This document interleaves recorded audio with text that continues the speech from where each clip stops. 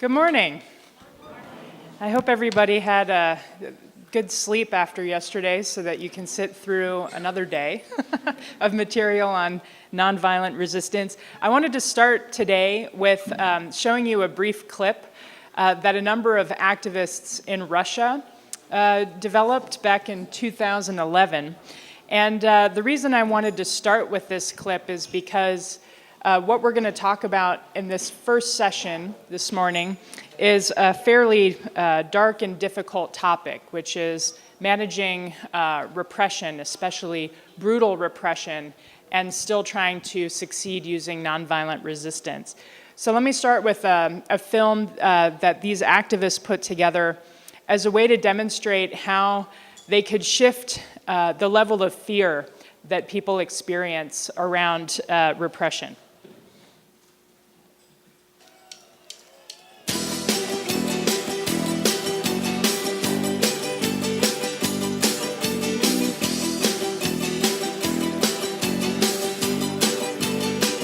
Страна швыряла этой ночью сволочью. Закат, когда он на щеке, как водка с горечью. Страх покрывался матом, будто потом страх брел по городу. Ночное небо было дотом, оно еще напоминало чью-то бороду. Провинция зевала грустно-нервно в телевизоры, а кто-то просто шел домой и ел яичницу. Бежали трупы тихо-мерно под скальпелем провизора, а кто-то в зеркале вертел уже своею личностью. Страну рвало, она, согнувшись пополам, искала помощи, а помощь танкам, по лоткам давила овощи. Аплодисменты, бис, везде ревело зрелище. Стреляла право по беде, увидишь, где еще. Страна рыдала жирной правдой, так и не поняв истины. Реанимация бежала, была бабой последней пристанью. Пенсионеры с палками рубились в городки с милицией, а репортеры с галками их угощали блицами. Судьба пила, крестясь, и пледовала с магами.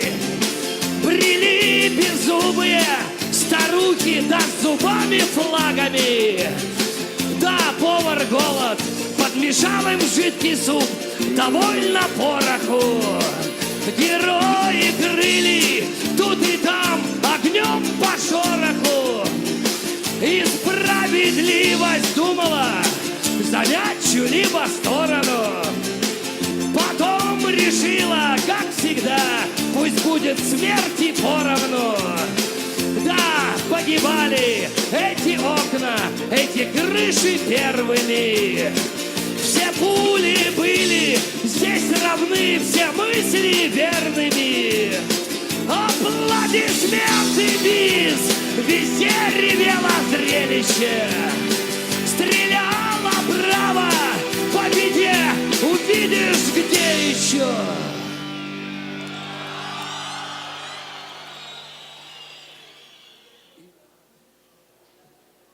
Oh. All right.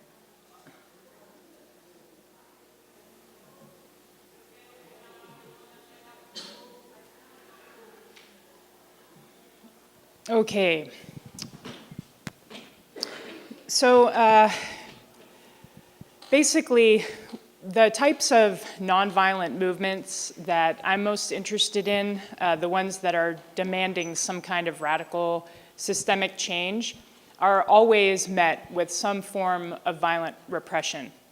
And the violent repression varies in terms of the scope of the repression, the people that do the repressing, the so-called agents of repression, the intensity of the repression, that is how lethal it is, and against how many people.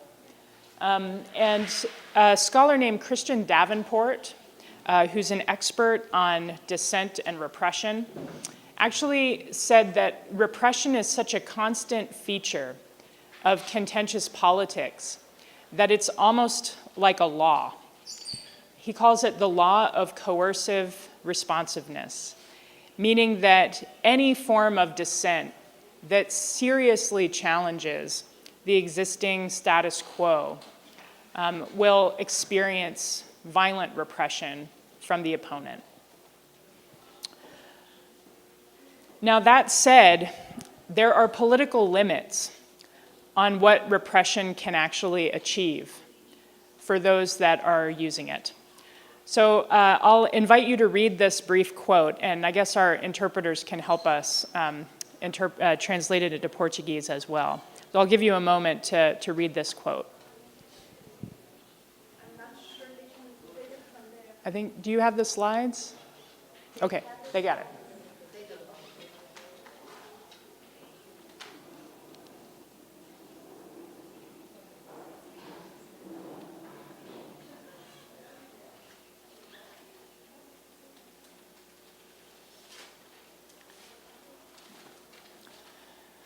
So if you had to guess, who do you think said this?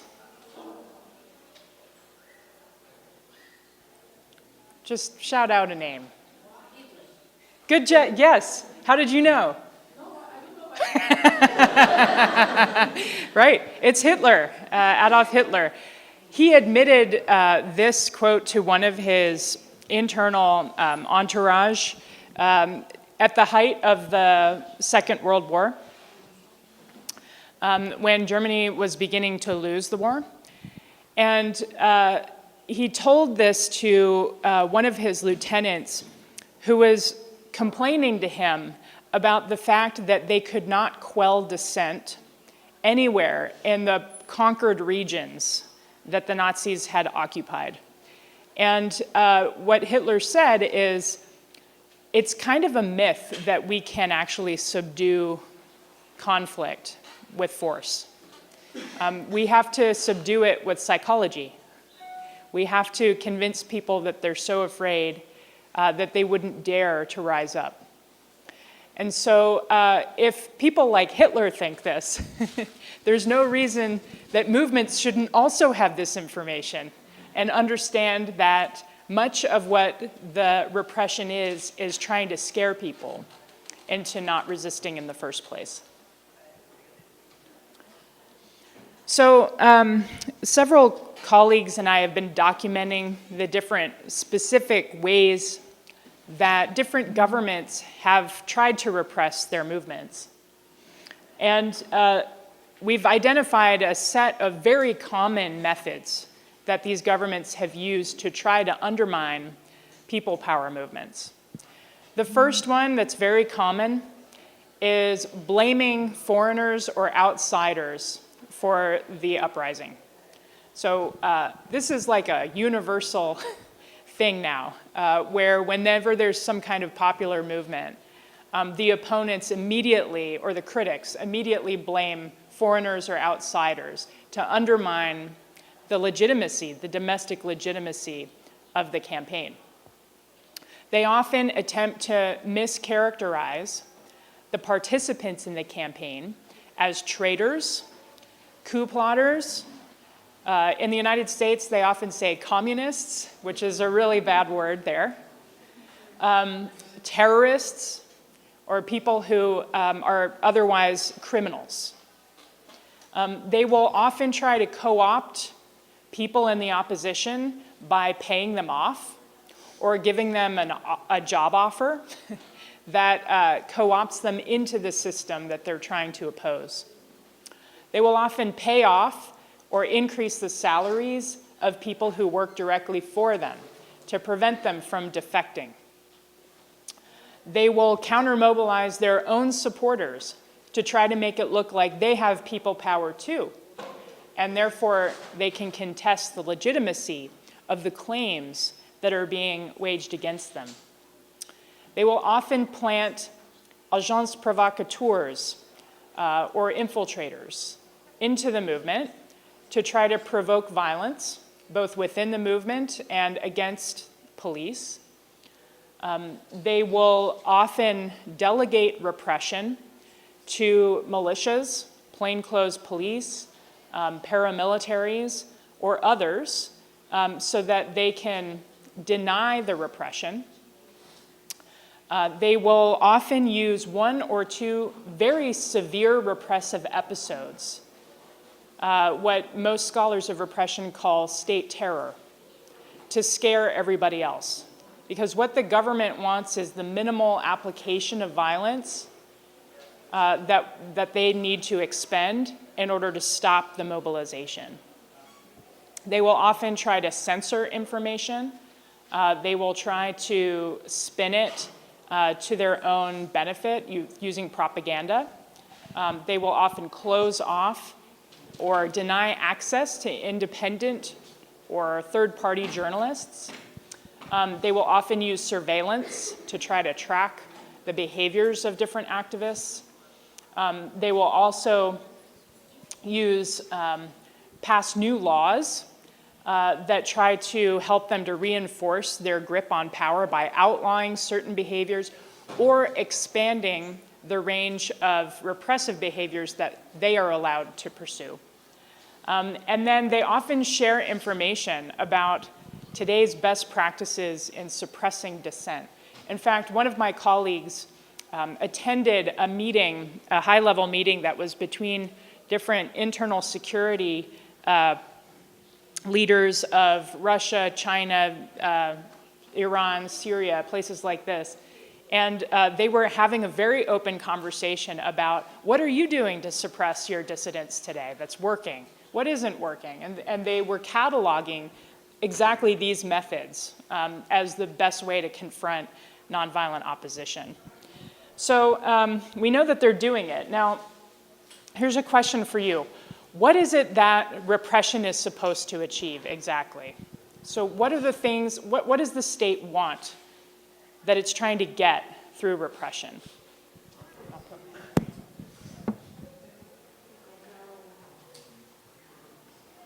Oh yeah, thank you.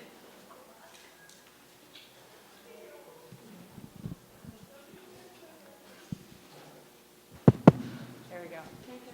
Yes. What does the state want?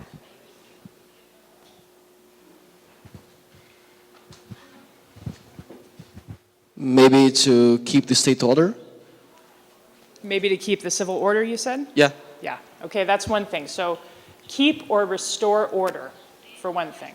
What else? Why do they do it? Because it's way easier to control a population that is really alienated and that they don't have to, that they don't guess if something's right or wrong and they don't say what they mean. If they're just agreeing with what the government's doing, it's way easier to control. Okay, so what she said was it's way easier for them to control a population that feels deeply alienated from the state and from one another, and to sort of polarize the population, to keep it divided. Let's pass the mic back to her. It's okay. Oh, they need it. The translators need it. Yeah. I think that it's easier to control people when you make them think the same way as you do. So for the state is interesting because like this, if the population think that something that is wrong that they are doing is right, so it's kind of like you legitimate what they are doing wrong, something like that. Right, actually, absolutely. So trying to sort of put on display hypocrisy of some sort and try to push the movement into behaving like the state behaves so as to undermine its claims to legitimacy. Yeah. What else? So we've heard divide and rule. We've heard provoke the movement into behaving in a way that would undermine its support. And we've heard restore order. What might be some other reasons? Let's pass it forward.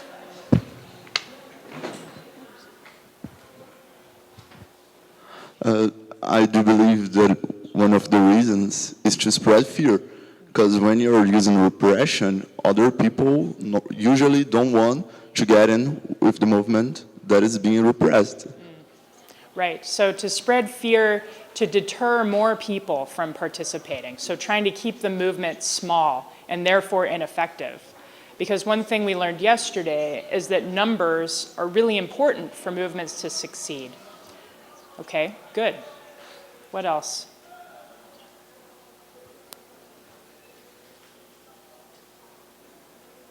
Here's a question for you.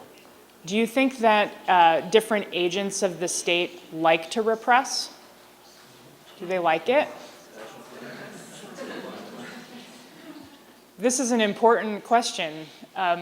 Most of them probably don't, but some of them probably do. What we know also is that states are not monolithic actors, and movements aren't monolithic actors either.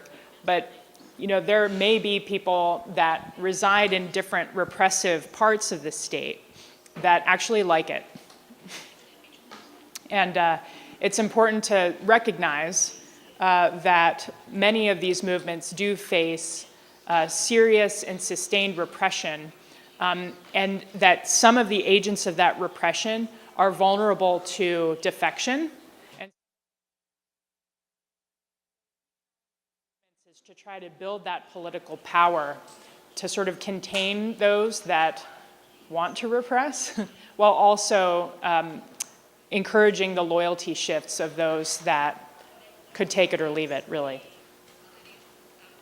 So let me talk a little bit about the literature that exists regarding the effects of repression on movements. So do states actually achieve what they say they want: restoring order, keeping movements small, demobilizing the movement, dividing and ruling the opposition? Do they actually get that? Well, different scholars over the years in the contentious politics literature have been interested in this question, but they've usually narrowly studied it as the effects of repression or coercion by states on protest events specifically. Now, protest events are not necessarily civil resistance actions, and they're also very individual. The way that they're counted is as independent events. And so we don't necessarily know from these previous findings whether the repression is taking place against civil resistance campaigns. Somebody's listening. Or whether it's taking place against a single one-off protest, which I'm going to show you some support for the notion that there's a difference between those two. Nevertheless, this early contentious politics literature, if you look at the top left-hand corner, this is the conventional wisdom about the effects of repression on subsequent protest, which is that the more the state represses, the less people protest, because it becomes too dangerous. We see the deterrent effects, and we see the demobilization effect. Now, if you look at the upper right-hand corner, you'll see a bit of a more complex relationship, what nerds like to call the inverted U, or the curvilinear relationship, where what you see is that at very low levels of repression, very few people protest because they're not angry in the first place. At very high levels of repression, very few people protest because it's simply too dangerous. But in the middle range, where there's some repression, that's when you're going to get the high levels of protest because people are angry, but also the state is not willing to deploy the most lethal forms of repression. So that has been supported by some literature in the 1980s. Then in the lower right-hand corner, you see a very weird finding that hasn't been replicated ever by anybody else, but I thought I'd still mention it. This is another curvilinear relationship. This one is the U-shaped relationship, where at very low levels of repression, you see very high levels of protests. The reason being because there's free opportunities for people to protest. They can do it, so they do. Then at very high levels of repression, you see very high levels of protest because people don't have anything to lose. And it's just as dangerous for them to stay in their homes as it is for them to go out in the streets together and protest. And then in the middle range, you don't see very much at all. And they don't really have, I think, a very good explanation for that. But I think it maybe has something to do with the fact that there are actually not too many cases in that middle range and their sample.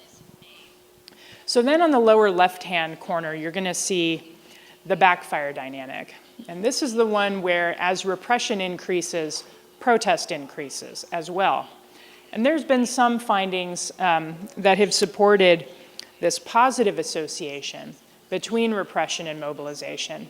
And we're going to talk a little bit about how and whether by effectively organizing a civil resistance campaign, activists could actually evoke the backfire dynamic.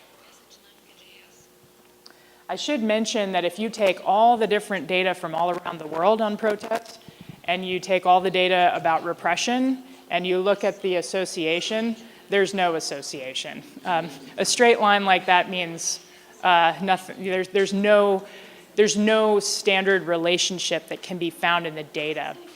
Now, this is really bad news for states, because states generally want to see that downward trend. And it's also good news for movements in a way, because it suggests that they might be able to manipulate the political dynamics in ways that benefit their chances of success.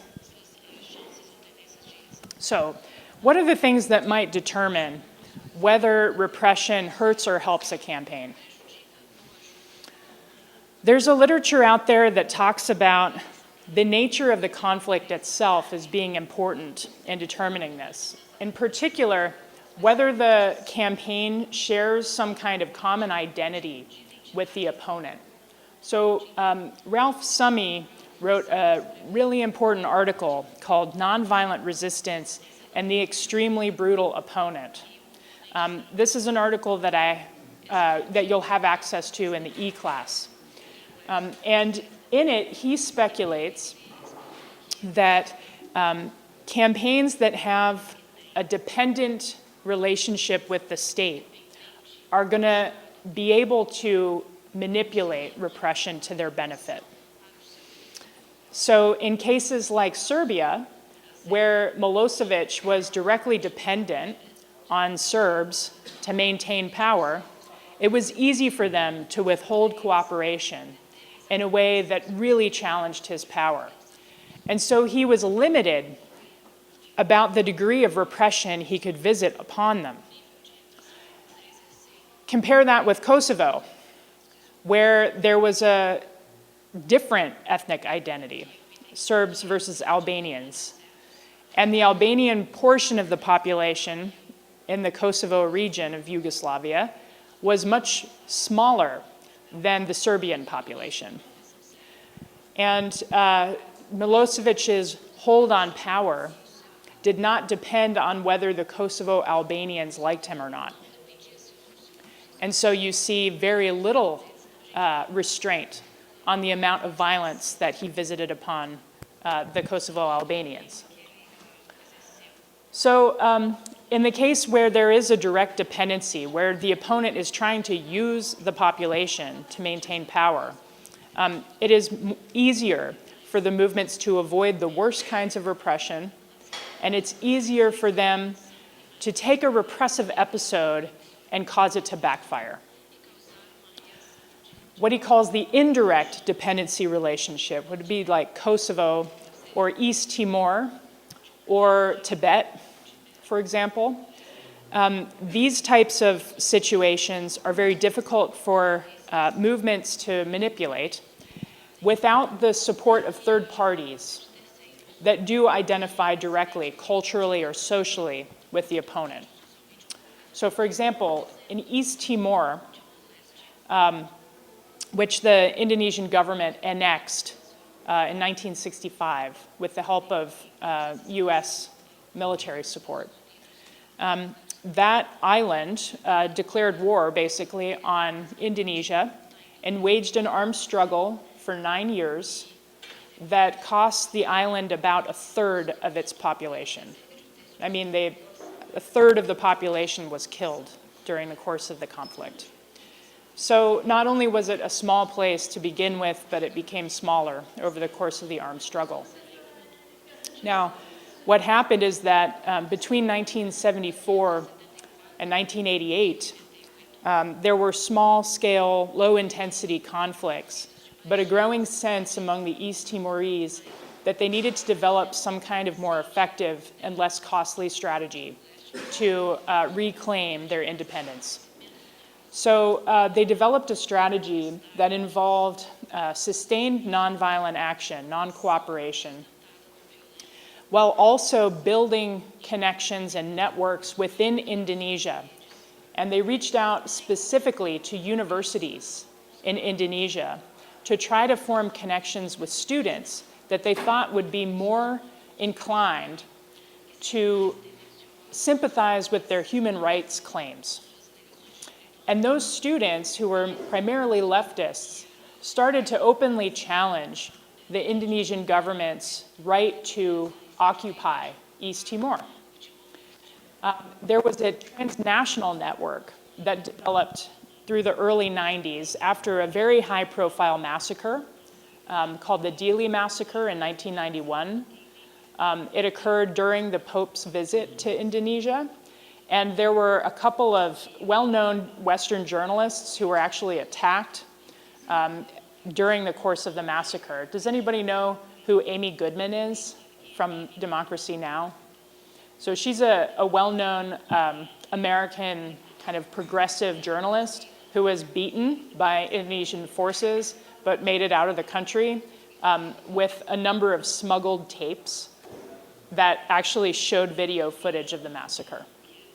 So the international news started to pay attention, and the Indonesian students started to organize a very effective network called the East Timor Action Network, or ATON, that started to lobby Western governments to stop supporting Indonesia's military occupation.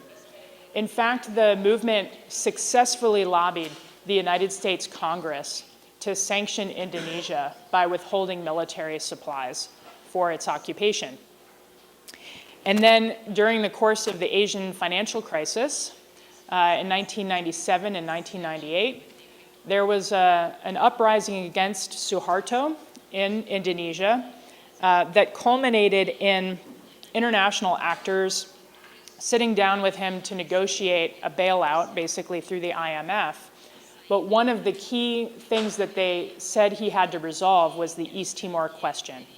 And that if the Indonesian government did not recognize the sovereignty and independence of East Timor and withdraw all of its military, the IMF would not provide Indonesia with a loan.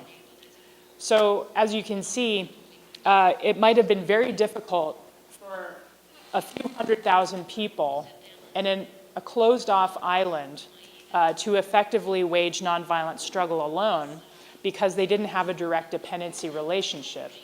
But by building direct dependencies through different networks, they were able to create that same dynamic that you would expect if they had been directly culturally related. The second explanation that exists in the literature deals with whether the campaign itself actually has a sustainable organizational infrastructure. So this gets to the point I made about the difference between repression against a protest and repression against a campaign. Isak Svensson, Charles Butcher, and Jonathan Sutton conducted a study where they looked at different cases of repression against unarmed actors engaging in dissent from 1989 to 2011. And what they found is 48 different cases where governments killed 100 people in a single episode during that time period. Now, what they found is that, and that's a fairly high level of lethal repression. So it's not uncommon to see 100 people killed over the course of an entire campaign. but it is uncommon to see 100 people killed in a single episode. That's a very high level of violence. It's actually quite difficult to organize.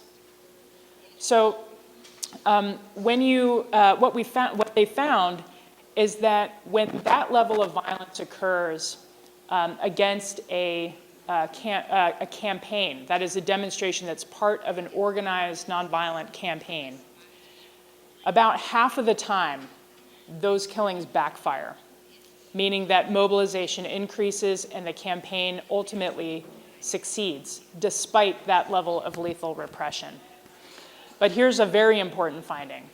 They found that in none of the cases where there was that level of violence against a protest on its own that was not part of an organized campaign, in none of the cases did the repression backfire, or did the demonstrations result in the ultimate success of the dissidents. Other research has looked at even larger scale forms of violence, more than 100 people killed in a single episode. And one of the most prominent authors of this type of work is a French scholar named Jacques Semelin, who's written at least 3 books and a number of articles about little-known episodes of nonviolent resistance against Hitler during the Nazi occupations of Europe, as well as in ghettos and even concentration camps. And so these are not widely known examples, but they are very interesting examples of non-cooperation that people, could pay attention to. I've had some ongoing research with a student named Evan Prokosky, and we have actually tried to use data on nonviolent action to understand whether nonviolent campaigns themselves are likelier than violent campaigns to evoke the worst kinds of lethal violence. In this case, mass killings where at least 1,000 people are killed by the government.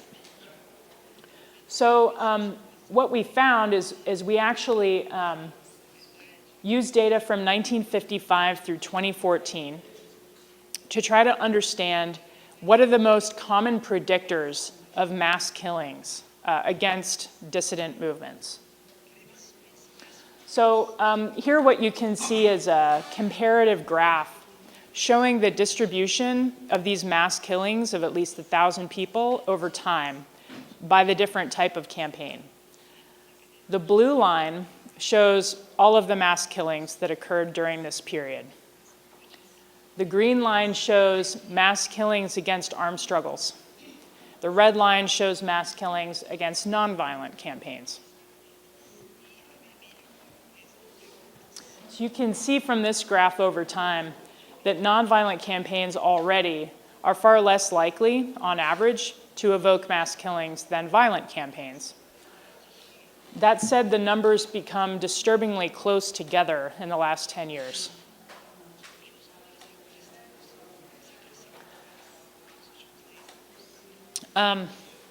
This annoying graph is a coefficient plot, and basically what it does is the little dot shows, if it's on the left side of the red line, it means that that factor has a negative effect on a mass killing. And if it's on the right side of the line, it means it has a positive effect on the mass killing. If you see the blue lines that stretch out on either side, those show basically the 95% confidence intervals. And you can see that if they cross the red line, that factor is not very important. So what you want to see is those blue lines on either side clear of the red line, and that shows a significant relationship. So the things to point out are basically, if a government has done a mass killing recently, it's highly likely to do it again. So at the top of the graph, you can see the relationship that's all the way over to the right and has a very high impact is the recent mass killing. So the best predictor of future behavior is past behavior. That's true for states as it is for humans. Now, the other really important kind of structural factor is whether the government is an authoritarian regime or not, which is straightforward. But maybe the most important finding here is at the bottom, the highlighted area. What you can see is that the most powerful negative impacts on mass killings are if a campaign is nonviolent and if security forces defect. So this is very consistent with what we discussed yesterday, and we'll discuss more today, about the way that nonviolent resistance succeeds in the first place. It's not by making superior moral claims that convince and convert the opponent. It's instead by making the repression so costly for the opponents that security forces, economic elites, and others begin to withhold their loyalty.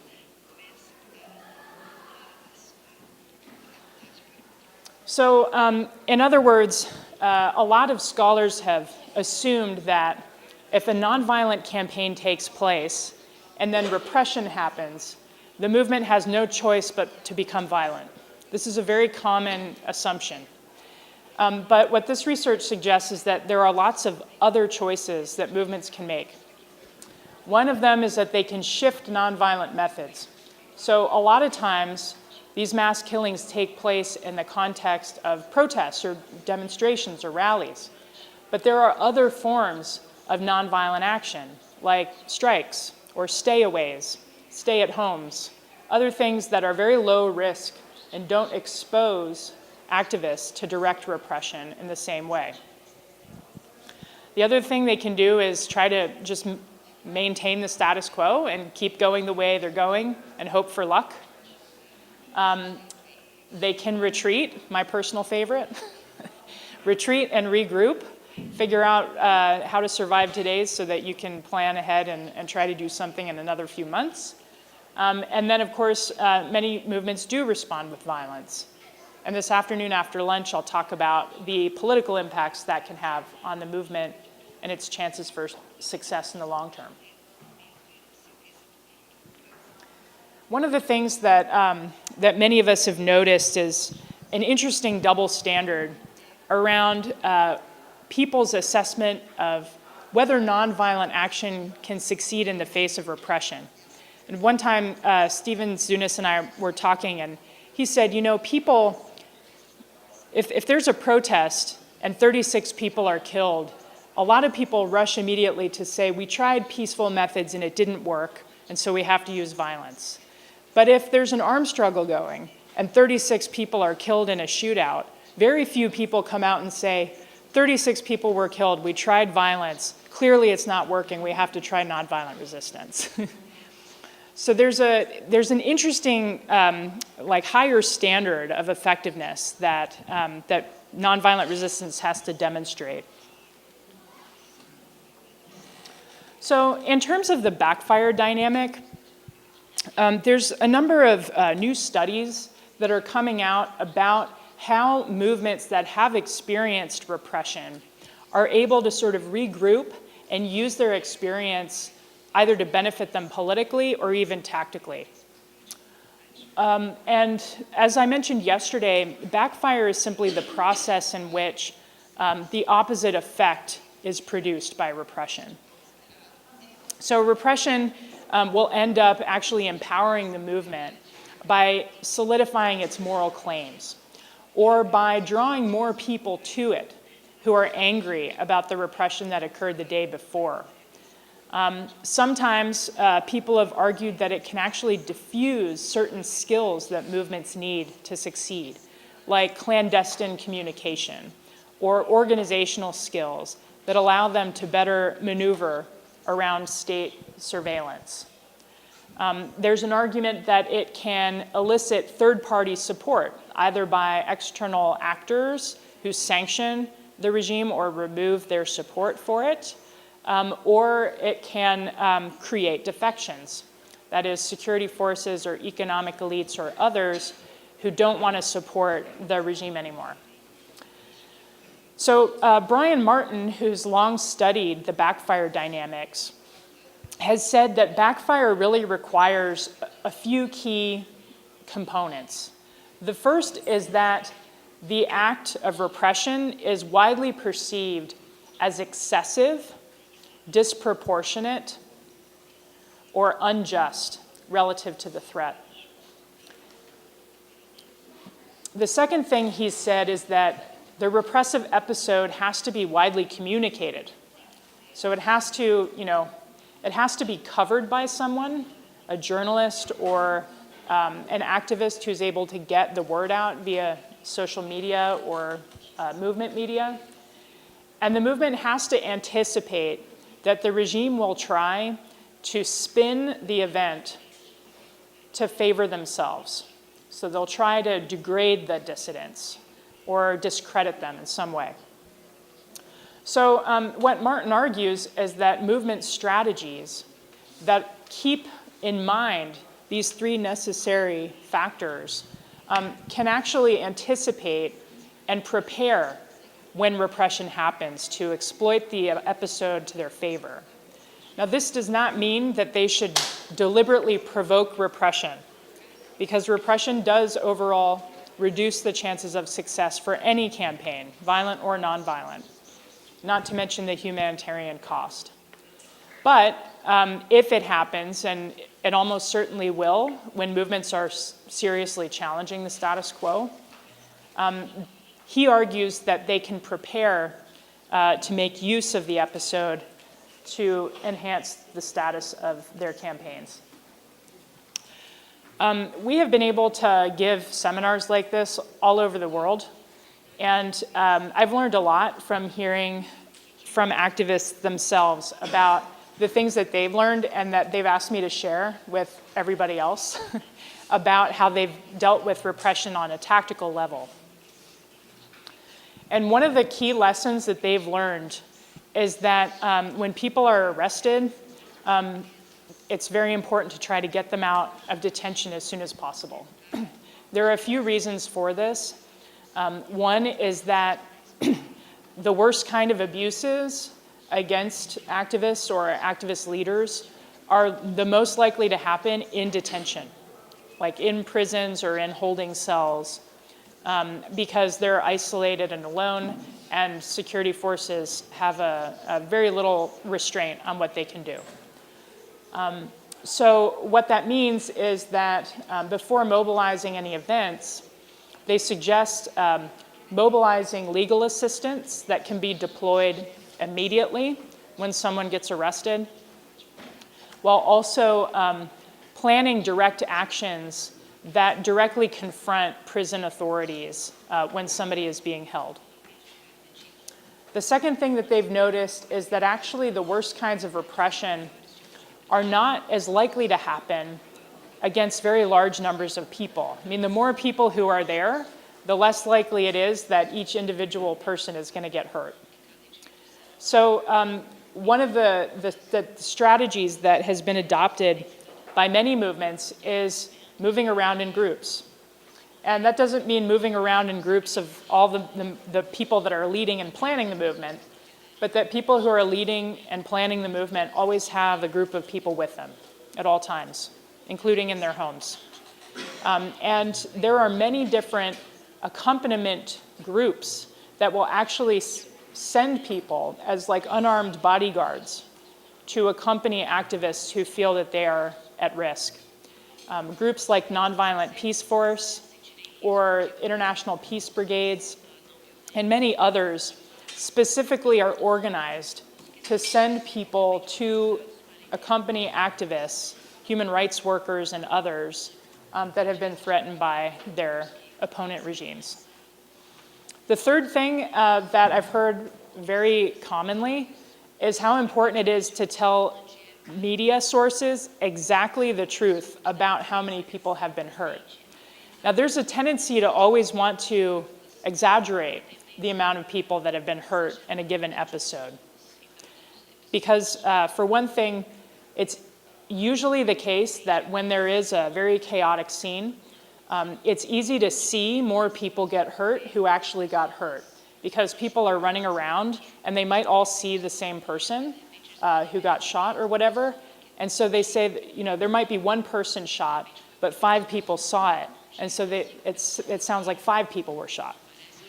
And for movements, it's absolutely crucial that they correctly report how many people were hurt, because any sign of exaggeration on their part can be used by the regime to undermine their credibility. And I learned this very poignantly from a colleague of ours who worked in the civil rights movement as the National Communications Secretary in the United States. And she would collect information about how many people had been hurt during a march by the police. The repression was quite brutal. They used dogs. They used different vigilante militias, the Ku Klux Klan and others, to beat and kill people. There were some episodes where there were children and adults both killed by dogs and vigilante groups. And it was a very tense and horrible set of events. But our colleague had to collect this information and send out press releases to all the major newspapers. And so when she got the information, and they would say, we think there are anything between 2 people killed and 40 people killed, and we have no idea what's the accurate number, she would say in the press release, there were 2 people killed. She would always underreport. And her reports were the ones that got picked up by the New York Times and the Washington Post and the Wall Street Journal. And all the other reports coming out by the media were ignored. And it turns out that 2 people killed is bad enough. No people should have been killed. And so it gave them, that particular office, a great deal of credibility to shape the narrative nationally about what was going on. Finally, a lot of activists have talked to us about the necessity for taking breaks when repression is really difficult, understanding human needs for recovery and self-help. And so coming up with movement infrastructures that recognize that certain activists who take a great number of risks need sustained breaks and retreats from that is very important. So let me just wrap it up and then we'll have a conversation. So the key things to take away are, first of all, that violence against movements is quite typical when what the movements are asking for is some kind of radical change. A lot of repression does tend to hurt all different types of campaigns, but it hurts violent campaigns more than it hurts nonviolent campaigns. Also, repression does not necessarily mean that campaigns cannot succeed. Nonviolent campaigns tend to be more resilient, both because of the fact that they're larger and therefore can employ a variety of different low-risk tactics while maintaining disruption. And they also have a variety of strategic choices that can actually allow them to both prepare for and manage repression when it happens.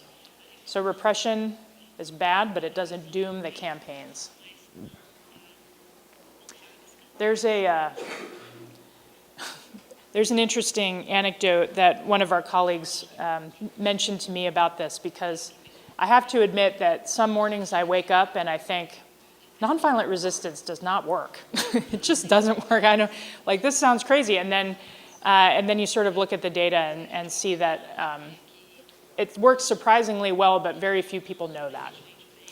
And it works far more than its detractors would want us to believe. But the anecdote I wanted to mention is the nuclear physicist Niels Bohr. Does anybody know who Niels Bohr is? We had some scientists here yesterday. Okay. So Niels Bohr, oh, and today. You're the scientist. Okay, great. Yeah. Oh, okay, never mind. So Niels Bohr, the nuclear physicist, one of his students went to visit him in his country house. He had a farm out in the middle of the country in Denmark. And his student came to visit him, and he noticed that he had a horseshoe over his door. And he thought that was strange for scientists. And so he said, Professor Bohr, what is that over your door? And he said, it's a horseshoe. He says, I know it's a horseshoe, but what is it for? And Bohr said, they say it's good luck. And he said, Professor Bohr, you're a nuclear physicist. Do you really believe in that kind of thing? And he said, no, but they said it works even if you don't believe in it. So that's kind of like nonviolent resistance. Kind of the same thing. It's like the horseshoe over Niels Bohr's door. Don't repeat that story to anybody who hasn't taken the full seminar. They won't get it. So I think with that, I'll just encourage conversation, questions, challenges, insults. Everything is fine.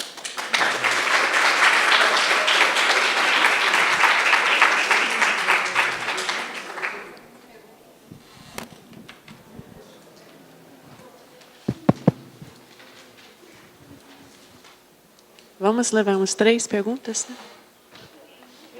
Great. Bom dia. Na verdade, eu fiquei me perguntando, principalmente, sobre outro tipo de repressão também, que acho que se enquadraria mais na repressão a campanhas que tu falaste. Porque existe toda a repressão oculta, e acho que tu até mencionaste sistemas de vigilância, etc. E aí eu fico pensando muito os estudos, ou o que os estudos têm apontado sobre a eficácia, o impacto que essa repressão tem em desorganizar os movimentos, a repressão mais oculta, né? Então, é a repressão infiltrar a gente dentro dos movimentos, incentivar e fomentar um racha interno aos movimentos e tudo mais. Que esse tipo de coisa existe, né? E aí se utiliza de mais diversas formas. Só para dar um exemplo daqui do Brasil, durante pós-2013, no Rio de Janeiro, o Ministério da Justiça infiltrou alguém do Ministério no movimento, incentivando já os atritos que tinham internos e que a pessoa se colocando, inclusive, como doutoranda e tudo mais. Então,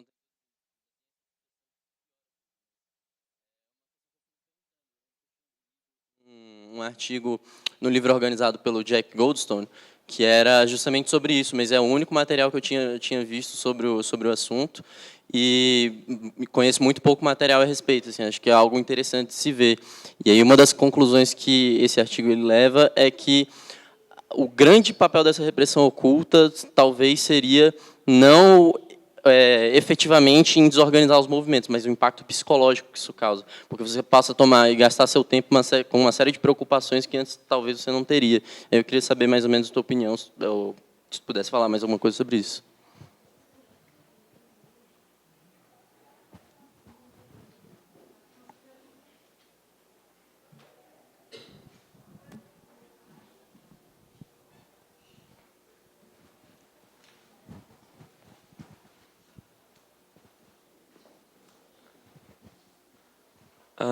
Bom dia.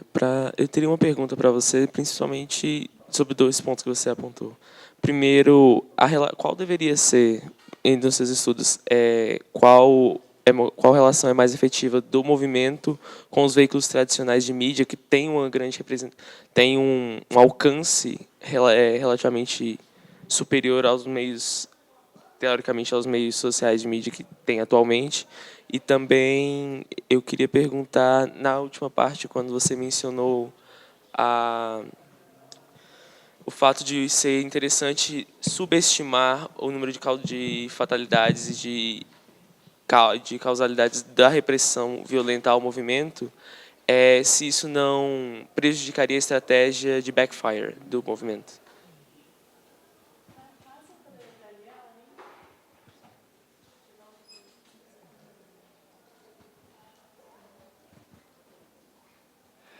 Bem, antes de tudo, bom dia. Parabéns pela palestra, que foi muito enriquecedora. E hoje em dia os movimentos eles são muito convocados por meio das redes sociais, são movimentos que não têm lideranças tão bem definidas, não são mais organizados por sindicatos ou movimentos centralizados. Ou seja, há uma dificuldade de se implementar algumas estratégias de controle e de coordenação que diria que talvez alguns anos atrás não eram tanto, né? Nesses movimentos com esse novo tipo de perfil. E tem um fenômeno recente aqui no Brasil, mais recente, mas, enfim, de fora, que é a estratégia Black Bloc, que tende a tentar fazer uma forma de resistência à violência pela polícia, mas que acaba gerando imagens, exemplos que minam a legitimidade de determinados movimentos. Eu queria saber se você tem alguma reflexão sobre como levar essa mensagem a essas pessoas que vêm de outra perspectiva, que adotam esse tipo de tática, como que a gente consegue levar a mensagem disso, do teu estudo, do que você traz aqui para a gente, nos movimentos, nas situações concretas em que a gente vive, para tentar dialogar com as pessoas que pensam diferente através dessa estratégia. Obrigado. Thank you. Great questions. So first, on the question of studies about infiltration and its impacts on movement resilience, right? There are two books, or two studies I'll recommend to you. The first is a new book by Christian Davenport called How Movements Die. And it was just published in 2015. And it is about the way that the United States government, through its COINTELPRO program, infiltrated a number of black power groups in the United States, divided them from one another, embroiled them in all kinds of internal arguments and controversies, personality conflicts, love triangles. They figured out how to just completely corrode the movement from the inside out. And then there were, of course, more lethal forms of repression like assassinations and different internal conspiracies that destroyed the trust between the different movement actors. The other study is by one of Christian Davenport's students, a guy named Christopher Sullivan, who used the National Police Archives from Guatemala to better understand how the Guatemalan government successfully infiltrated, harassed, and destroyed left-wing opposition from the 1960s through the 80s. And that, both of those articles, I think, are very difficult from an ethical perspective, because while they provide information that movements need to know about how state agents do this, they also provide a virtual how-to guide for state agents for how to do this.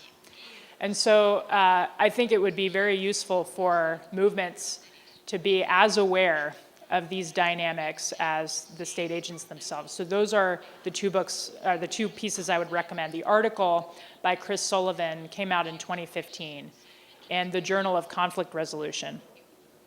And the piece by Davenport is a book. But basically the story for states, just as it is for movements, is that whoever divides and rules the other side wins. And both of those books show ways that states effectively divided and ruled the movements.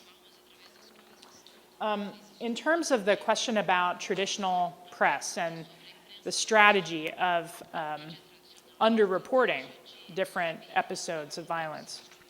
So there is some research out there that suggests that when movements do achieve mainstream media coverage, and that mainstream media coverage depicts them in a relatively sympathetic light, it really does help them to expand their base of supporters and participants. Part of the reason this is true is because remember that the way that civil resistance works is by creating defections. And if mainstream media starts to look at these movements in a positive light, that's like a defection, because mainstream media is mainstream, it's status quo. So sometimes the media is a crucial pillar of support that can start then to create the sense among economic elites or civilian bureaucrats or security forces that the movement has a good point, or that the movement is going to win and they'd better shift their loyalty so they don't go down like with the ship. That said, on the strategy of underreporting, I think it's interesting the point you bring up with regard to backfire. And I think that the key here is that the movements that I'm talking about all experience lethal repression, almost all of them. And so sometimes reporting one death, even if you're underreporting that you might think there are more deaths, it's useful to just confirm the information and know for sure before reporting it. And I think a lot of movements feel the impulse to get the information out quickly before they have verified that it's true.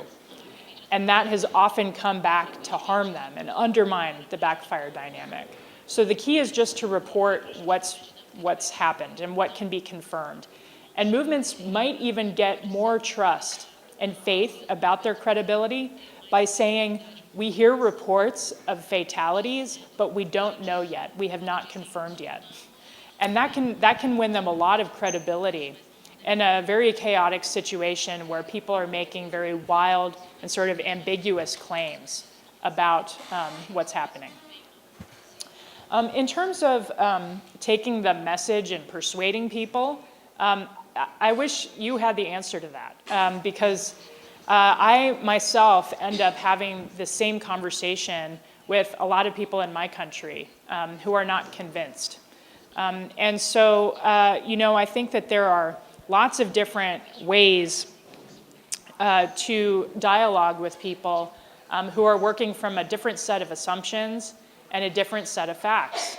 And one of them is to be just very rigorous and transparent about the ways we're reaching certain conclusions. And for me, that's one reason why I'm so committed to an evidence-based approach to this topic, is because I think conversations about nonviolence and violence can often quickly devolve into moralistic debates, which is unwinnable.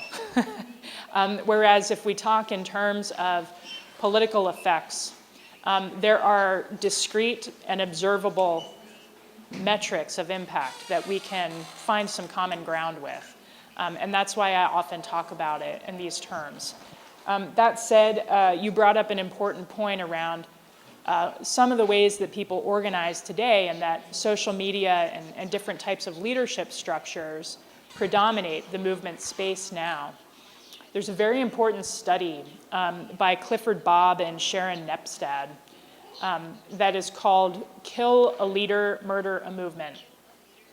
And it's all about what is the optimal leadership structure for social movements to be resilient to assassinations, basically. And what they find is that actually the ideal situation is to have what they call an administrative leadership structure, which means that even if a movement must have a figurehead and that's personified in an individual, that they make sure that they have plenty of other individuals who are very aware of the way the movement runs and coordinates and can step into that role, even if they don't become the face of the movement. Whereas movements that kind of rely on a single figurehead or a charismatic leader to not just be the face of the movement publicly, but also to make the internal decisions, they are very vulnerable to repression from the outside. So there's a lot of research out there about movement sustainability on social media or off of social media. And I think that this actually speaks to some of the same dynamics that take place on social media. They're so dispersed that it's not clear who's kind of asserting themselves when certain leaders are compromised.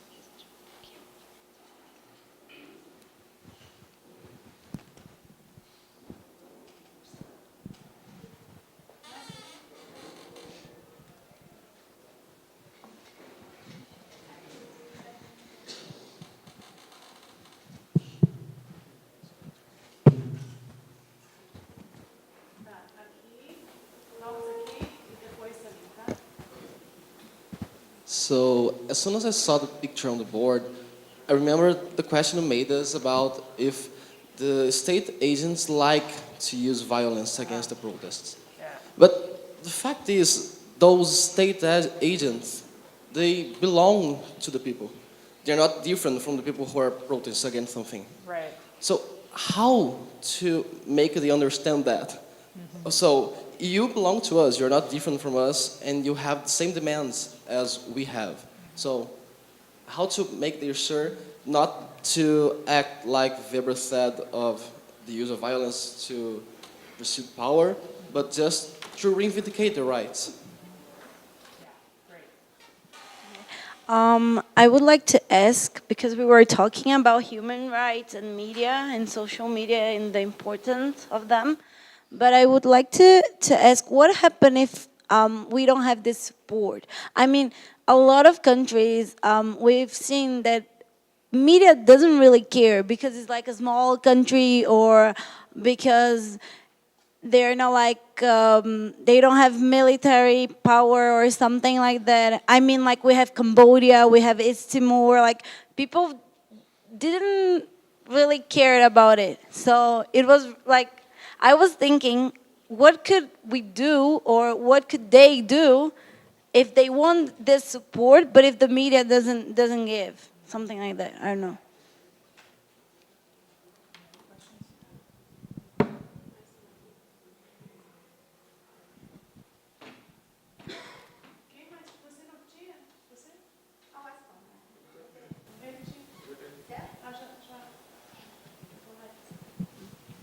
Since yesterday, I keep remembering the great book by Mimi Keck and Catherine Sicking, Activists Beyond Borders. I think it's actually a great example of a book that bridges the literature on social movements and resistance, and they talk a lot about the issue of credibility that you pointed out. Of course, they are talking about transnational advocacy networks in that book. That was just a comment. And my question for you, a couple of years ago, a student of mine in Chile was almost killed by the police. So I wonder, have you also thought about repression in terms of when you're the target, or when your research students are the target? Yeah. And he was doing research for the project. Yeah. Yeah.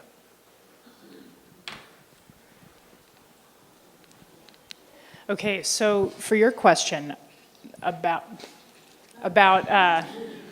how to get, okay, so there's like two types of security forces to keep in mind. There's the overwhelming majority, which are doing their job.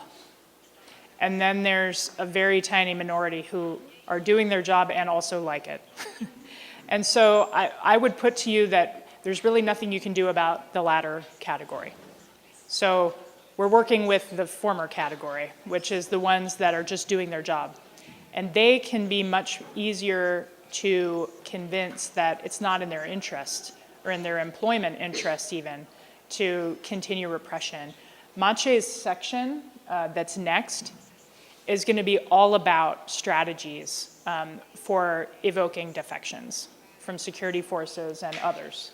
So I might just bracket your question and put it to Maciej, and if you're not satisfied, ask again during his Q&A. The second question about what do you do when the media doesn't care? I would say that almost all of the campaigns, at least in my data set, up until about the 1980s, existed in contexts where the media didn't care at all. And in fact, they had no access to their own national media because it was completely censored. And people really had to rely on their own internal capacity for building local power and legitimacy from below, using all kinds of alternative means of communication and knowledge and information diffusion. Many of them had to do so in very innovative ways and subversive ways. I'll give you an example from Poland. So the Polish Solidarity movement had a newspaper called Solidarity that they developed as their own alternative media source. At the height of Solidarity's circulation, it had what, 10 million subscribers? 20 million? No. 10 million. 10 million subscribers. So it's widely read among people that associated with that movement and its sympathizers. And this was very threatening to the communist regime there. And so they outlawed the magazine, and Solidarity continued printing it anyway. And so then they seized all printing presses in the country so that they could no longer print the magazine. And then what had happened is, in anticipation of this, the solidarity groups had started to ask its members to bring onion skins to a warehouse where they rolled them out and turned them into paper, and then printed by hand the newspapers on the onion skin paper. So then the communist regime was seriously considering outlawing onions. And it worked for the movement because it's so absurd, right? It's so absurd. Like, what are you so scared of that you don't want people to have onions and onion skins? And it really helped the movement to demonstrate its claims. I think it's true that the Kekin sinking book is directly relevant. In fact, almost all my knowledge about the East Timor case comes from their coverage of it in that book, because Aton was an exact example of a transnational solidarity network. And your question about, have I thought about repression and people's vulnerability to repression, even in doing this kind of research, it is no exaggeration to say that I think about it every single morning that I wake up. And it's, there have been all kinds of crazy things that have happened since I started looking into this field and having research and research assistants in it. Nobody in my research teams have died, but people that we've talked to from very repressive countries have been killed after having contact with me and some of my researchers, and it is a really intense topic. And in a lot of places where regimes are really threatened by people power, it is really serious. And so, yeah, I think about it every day of the week. And I have like I didn't have this before, but my university in political science, we had no ethics training at all whatsoever. The very minimal amount of ethics training we had was basically how to write your human subjects research proposal to get it through without any delay. So it was like almost like liability training. It was not ethics training.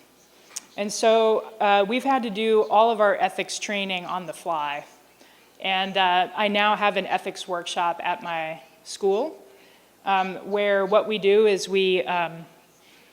the beginning of it, we talk about difficult situations that the faculty have faced or regrets that we have, stuff that we wish we knew before, where people were hurt. And then we talk about the moral lessons we learned from that, and we talk about the ways that we've established an ethical code for ourselves. It's very personal, and the way that we stay accountable to it with others. And then the next session, we ask our students to come back with having thought through the same kinds of scenarios that we've experienced and having derived their own draft ethical code. And we workshop them together, and we kind of throw difficult scenarios at one another to try to see how it tests out that ethical code. And then the last session of the year, we come back together and we talk about having tried to apply it and how difficult it was and what we learned about that and how we've developed an accountability system for ourselves to try to maintain integrity around it. And we do a lot of reading about ethics. It's like one of my favorite hobby subjects now. I knew nothing about it before. I learned everything from experience and then later reading, and it's like super painful actually. But it's like live and learn. But I encourage everybody to explore it, before it's too late.